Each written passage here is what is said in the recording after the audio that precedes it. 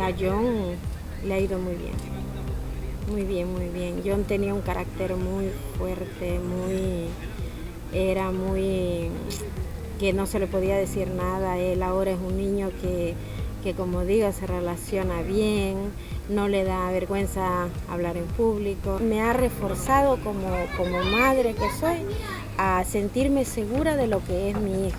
O sea, darle esa confianza, a conocer ese John que yo no conocía. Tiago es una persona muy activa, muy consejera. Eh, la verdad es un profesional en esto. Lo admira John por el hecho de que a esta poca edad que tiene Tiago, sea una persona que ya está en el voluntariado y que lo haga de corazón. Lo hace de corazón, la verdad de corazón, porque está muy atento al bienestar, a la educación de John, en este caso que le ha tocado a Tiago, ¿no?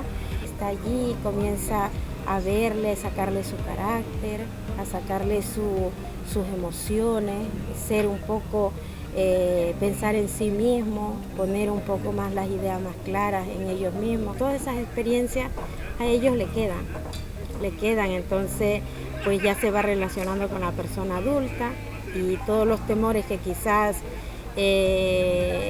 ellos tienen del adulto, ya ellos también se van sintiendo más como se dice, tienen confianza en sí mismos, ¿no?